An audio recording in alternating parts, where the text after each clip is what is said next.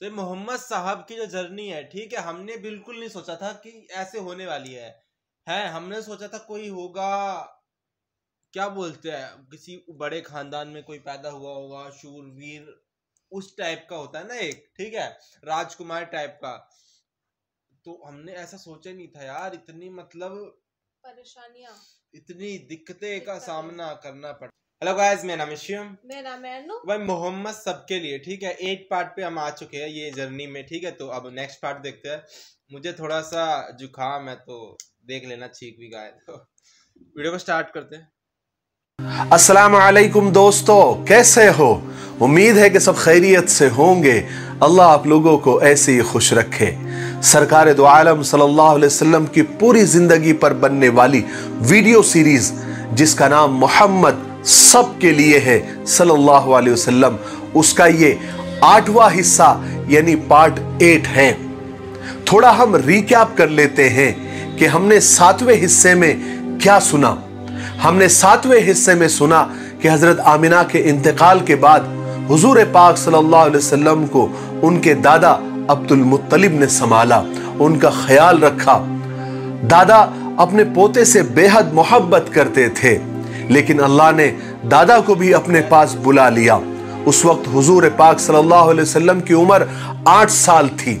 उसके बाद कई ऐसे वाकयात हुए कि यहूदियों के राहिबों, आलिमों, काहिनों, नुजूमियों ने आपको देखकर ही पहचान लिया कि ये आखिरी नबी है। दादा अब्दुल मुत्तलिब के इंतकाल के बाद हुजूर पाक सल्लल्लाहु अलैहि वसल्लम के चचा अबू तालिब के परवरिश में आप सल्लल्लाहु अलैहि वसल्लम आए। आप सल्लल्लाहु अलैहि वसल्लम के आते ही अबू तालिब के घर में बरकतें, रहमतें नाजिल होना शुरू हो गई। चलिए अब आगे सुनते हैं। चचा अबू तालिब भी हुजूर पाक सल्लल्लाहु अलैहि वसल्लम से बेपनाह मोहब्बत करते थे। रसूल पाक सल्लल्लाहु अलैहि वसल्लम अपने चचा अबू तालिब के पास रहते हुए आपको 4 साल बीत गए थे। अब आपकी उम्र 12 साल हो गई थी। आप एक खूबसूरत नौजवान मालूम होते थे। इस थोड़ी सी उम्र में ही आपकी हर बात ऐसी थी जिसे सब देखकर ताज्जुब करते थे और आपकी इज्जत करने पर मजबूर हो जाते थे। आपकी चाल ढाल और आपके तरीके ही ऐसे थे जैसे बड़ी उम्र वालों के होते हैं, तजुर्बेकार लोगों के होते हैं। जब कहीं बच्चे खेलते तो आप भी वहां मौजूद होते, मगर आप साथ नहीं खेलते थे बल्कि दूर से देखते रहते थे। इस उम्र से ही आपकी आदत थी कि आप ज्यादातर खामोश रहते थे, तन्हाई में ज्यादा बैठते थे, न कभी किसी से लड़ते थे, न कभी किसी को बुरा कहते थे। चचा अबू तालिब जब आपकी सब बातें और आपकी आदतें देखते तो उनको बड़ा ताज्जुब होता। यही वजह थी कि चचा अबू तालिब के दिल में आपकी मोहब्बत के साथ साथ आपकी इज्जत भी पैदा हो गई थी।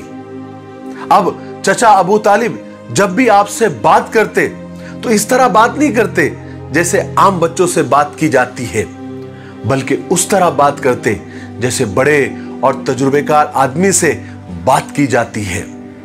उसी जमाने में एक दफा चचा अबू तालिब को शाम का सफर पेश आया। वो तिजारत के लिए एक काफिला ले जा रहे थे। जब काफिले के जाने का और चलने का वक्त आया तो हुजूर पाक सल्लल्लाहु अलैहि वसल्लम भी उनके साथ चलने का आपने इरादा जाहिर किया। चचा अबू तालिब इनकार नहीं कर सके और तैयार हो गए और आपको भी साथ ले लिया। ये मुबारक काफिला जिसमें हुजूर पाक सल्लल्लाहु अलैहि वसल्लम भी शरीक थे, मक्का से रवाना हो गया। रास्ते में यह काफिला कई जगह ठहरता, आगे बढ़ता, यहां तक कि एक दिन यह काफिला शाम की सरहद में दाखिल हो गया। शाम की सरहद पर एक छोटा सा शहर था जिसका नाम बुसरा था। कुरैश के काफिले अक्सर वहां ठहरा करते थे। इस काफिले ने भी वहां पर पड़ाव डाल दिया। जिस जगह इस काफिले ने पड़ाव डाला था, बिल्कुल उसके सामने ईसाइयों का एक बहुत बड़ा गिरजाघर यानी इबादत गाह थी। उस इबादत गाह में ईसाइयों के एक बहुत बड़े मजहबी पेशवा, रहनुमा, आलिम रहा करते थे जिनका नाम बुहैरा था। कुरैश के काफिले अक्सर उसी गिरजाघर के सामने पड़ाव डाला करते थे, ठहरा करते थे। लेकिन कभी बुहेरा राहिब ने उनकी तरफ ध्यान नहीं दिया, न कभी उनको पूछा। लेकिन इस दफा हुआ ये कि जब काफले वाले सुस्ता रहे थे, आराम कर रहे थे, अचानक गिरजाघर से एक कासिद आता हुआ दिखाई दिया। उस कासिद ने करीब आकर कहा कि मुझे आपकी तरफ बुहेरा राहिब ने भेजा है और यह पैगाम दिया है कि आज पूरे काफले वालों को हमारी तरफ से खाने की दावत है, मगर शर्त यह है कि पूरे काफले वाले सबको दावत है और सबके सब दावत में आए, कोई बचने ना पाए। काफले वालों को और कुरैशियों को बुहेरा राहिब की इस दावत पर बड़ी हैरानी हुई, इसलिए कि वो हमेशा इस जगह ठहरते थे, पड़ाव डालते थे, मगर कभी दावत तो क्या हालचाल भी नहीं पूछा गया, और आज सीधे खाने की दावत। आज ऐसी क्या खास बात हो गई? बहरहाल काफले वाले यही सोचते हुए और सोचते ही रह गए कि खाने की दावत का वक्त हो गया। सारे काफले वाले बुहेरा राहिब के पास उस इबादत गाह में पहुंच गए, मगर इन काफले वालों ने हुजूर पाक सल्लल्लाहु अलैहि वसल्लम को पड़ाव की जगह पर ही छोड़ दिया, ये सोच करके आप बच्चे हैं, आपको साथ ले जाना कोई जरूरी नहीं है। जब ये लोग बुहेरा राहिब के पास उस इबादत गाह में, उस गिरजाघर में पहुंचे, तो एक कुरैशी ने बुहेरा राहिब से पूछा कि आज हमने एक नई बात देखी है। हम तो यहां अक्सर आते रहते हैं, गुजरते रहते हैं, पड़ाव डालते रहते हैं, लेकिन कभी आपने दावत नहीं की, तो फिर आज कैसे और क्यों? बुहेरा राहिब ने बात को टालने के लिए कहा कि ये सब बातें तो ठीक है, मगर आप लोग हमारे मुल्क में आए हैं, हमारे पड़ोस में ठहरे हैं, तो हमारा मेहमान नवाजी का हक बनता है, इसलिए आपको दावत की है और कोई बात नहीं है। लेकिन असली बात यह थी, दरअसल बुहेरा राहिब ने अपनी आसमानी किताबों में, अपनी मजहबी किताबों में पढ़ा था कि हुजूर पाक सल्लल्लाहु अलैहि वसल्लम की और हुजूर के आने की बहुत सारी निशानियां उनके दिमागों में थी, उन्होंने किताबों में पढ़ा हुआ था। इसलिए बुहेरा राहिब जानते थे कि इस दुनिया में इस वक्त आखिरी उम्मत के आखिरी नबी आने वाले हैं। हुआ यह था कि इस दफा जब कुरैश का काफला यहां आकर ठहरा, तो बुहेरा राहिब ने देखा था कि एक बादल का टुकड़ा इस काफले के ऊपर साया किए हुए साथ साथ चल रहा है। जहां काफला रुक जाता, बादल भी रुक जाता, और जब चलने लगते तो बादल भी चलने लगता। फिर बुहेरा राहिब ने यह भी देखा था कि एक नौजवान जब काफले से अलग हुआ तो बादल भी अलग हो गया और उस नौजवान पर साया करने लगा। जब वो नौजवान दरख्त के नीचे जाकर बैठा तो वो बादल दरख्त के ऊपर भी आकर साया करने लग गया। चूंकि बुहेरा राहिब ने किताबों में पढ़ा था कि जब आखिरी नबी इस जमीन पर आएंगे तो बादल उन पर साया किए हुए होगा, इसलिए बुहेरा राहिब ने अपने इत्मीनान के लिए पूरे काफले को दावत की थी ताकि वह आखिरी रसूल को करीब से देखे और पहचाने। चुनांचे जब काफला उनके गिरजाघर में आया तो बुहेरा राहिब ने काफले के हर आदमी पर गहरी निगाह डाली और गौर से देखा और घूर घूर के देखने लगा, मगर किसी काफले वालों में वो निशानियां नजर नहीं आई। तो फौरन राहिब को थोड़ा शक हुआ, तो उसने पूछा काफले वालों से कि आप लोगों के काफले के सब लोग आए हैं या कोई रह गया है? काफले वालों ने बताया कि हम तो सभी आ गए हैं, सिर्फ एक बच्चा हमने छोड़कर आए हैं, वो छोटा है, कम उम्र है, इसलिए हमने उसको साथ लाना जरूरी नहीं समझा। मगर बुहेरा राहिब ने कहा, आपको मालूम है मेरे कासिद ने क्या कहा था? हमारी एक शर्त थी कि कोई छोटा हो या बड़ा, दावत में कोई गैर हाजिर नहीं होना चाहिए। काफले वालों ने कहा कि हाँ ठीक है। चुनांचे हुजूर के ताया जिनका नाम हारिस था, उन्होंने जाकर पड़ाव की जगह से हुजूर पाक सल्लल्लाहु अलैहि वसल्लम को साथ लेकर आए। लेकिन बुहेरा राहिब ने देखा कि जब हुजूर आ रहे थे तो बादल साया किए हुए आपके साथ साथ चल रहा था। उसके बाद बुहेरा राहिब ने आप सल्लल्लाहु अलैहि वसल्लम के बदन को घूर घूर के देखता रहा। बुहेरा राहिब को आपके अंदर वो सारी निशानियां नजर आ रही थी जो उन्होंने आसमानी किताबों में पढ़ी थी। जब सब लोग खाने से फारिग होकर जाने लगे तो बुहेरा राहिब जल्दी से हुजूर के पास आए और कहने लगे कि मैं आपसे कुछ बातें पूछना चाहता हूं।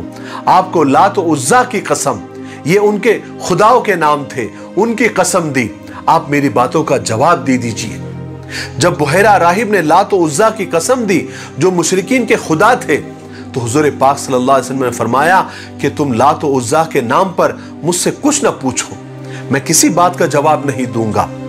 खुदा की कसम, मुझे इनसे ज्यादा कोई नापसंद नहीं है। बुहैरा राहिब ने कहा कि चलिए, आपको खुदा की कसम, लेकिन आप मेरी बातों का जवाब दे दीजिए। जब आपको खुदा की कसम दी गई तो आपने बुहैरा राहिब को इजाजत दी। अब बुहैरा राहिब ने हुजूर से सारी बातें पूछनी शुरू की जो आपके जात के मुताल्लिक थी।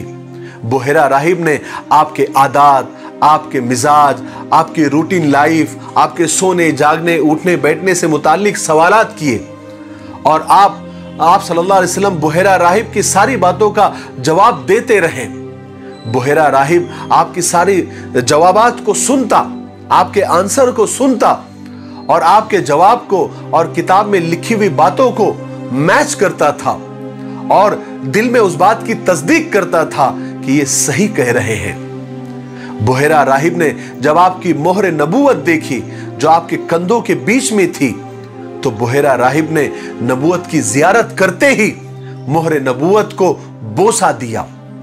उसके बाद बुहैरा राहिब अबू तालिब के पास आए और पूछा अबू तालिब से कि ये बच्चा आपका कौन लगता है, कौन है ये?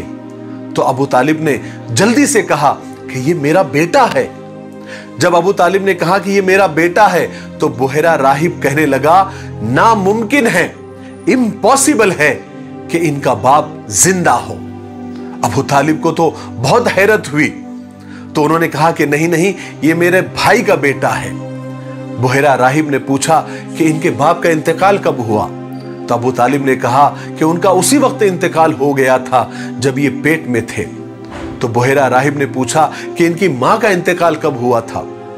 अबू तालिब ने कहा कि उनका इंतकाल भी उसी वक्त हो गया था जब इनकी उम्र 6 साल की थी।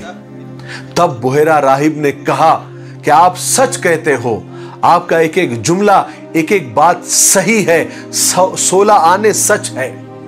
बस अब जल्दी से जाओ, अपने भतीजे को जल्दी से वापस अपने वतन पहुंचा दो और इसको हमेशा यहूदियों से बचाए रखना, वरना खुदा की कसम, अगर इन पर यहूदियों की नजर पड़ गई और मेरी तरह उन्होंने भी इसको पहचान लिया तो इसके जान के दुश्मन बन जाएंगे। इसलिए कि तुम्हारा भतीजा कोई आम बच्चा नहीं है, ये निहायत अजीम और ऊंचे मर्तबे वाला है। और याद रखो, मैंने ये बात बताकर और ये नसीहत करके अपना फर्ज पूरा कर लिया है। अब जल्दी से इन्हें लेकर वापस अपने वतन चले जाओ अगर तुम इसकी खैरियत चाहते हो तो। बुहैरा राहिब की सारी बातें सुनकर चचा अबू तालिब को भी लगा कि बात तो सही है, बात में दम है, क्योंकि चचा अबू तालिब खुद भी देखते थे कि उनका भतीजा कोई आम बच्चा नहीं है, बल्कि वो बहुत सारी खूबियों का मालिक है। इसलिए वो समझ गए कि बुहैरा राहिब बिल्कुल सही और ठीक कह रहे हैं। इसलिए चचा अबू तालिब तिजारत के सफर के लिए आगे शाम नहीं गए, बल्कि उसी सरहदी गांव बुसरा से वापस मक्का लौट गए। मक्का लौटने के बाद क्या हुआ, क्योंकि वीडियो काफी लंबा हो रहा है, इसलिए हम यहीं पर रुकते हैं। मक्का वापस लौटने के बाद फिर क्या हुआ, वहां पर क्या अजीब अजीब वाकयात हुए, वो हम इंशाअल्लाह 9वें हिस्से में यानी 9वें पार्ट में सुनते हैं। तब तक आप अपने वादे पे कायम रहें और इस वीडियो को ज्यादा से ज्यादा शेयर करें। तब तक मेरे लिए, पूरी उम्मत के लिए और पूरी इंसानियत के लिए खैर और भलाई की दुआ करते रहें। अस्सलामु अलैकुम व रहमतुल्लाहि व बरकातुहू। तो लास्ट में इन्होंने क्या बोला, रहमतुल्लाहि व बारिको, इसका क्या मतलब है, मेरे को बताना। हर चीज के बारे में पता होना चाहिए, हर एक वर्ड का मतलब पता होना चाहिए। तो मोहम्मद साहब की जो जर्नी है, ठीक है, हमने बिल्कुल नहीं सोचा था कि ऐसे होने वाली है। हमने सोचा था कोई होगा, क्या बोलते हैं, किसी बड़े खानदान में कोई पैदा हुआ होगा, शूरवीर उस टाइप का होता है ना एक, ठीक है, राजकुमार टाइप का। तो हमने ऐसा सोचा नहीं था यार, इतनी मतलब परेशानियां, इतनी दिक्कतें का दिक्कतें। सामना करना पड़ा, ठीक है। जैसे फादर साहब जो है वो भी गुजर गए पैदा होने से पहले। वो खैर वो तो लिखा हुआ था पहले ही, ठीक है, जैसे उन्होंने बताया कि किताब में लिखा और हुआ जो था। लिखा हुआ है उसे कोई बदल नहीं सकता। तो अब आगे का और देखेंगे, अब आगे क्या होने वाला है, ठीक है। तब तक के लिए आप हमको सब्सक्राइब करिए, लाइक करिए और कमेंट करिए भर भर के। भर भर के कमेंट करिए, ठीक है। बाय।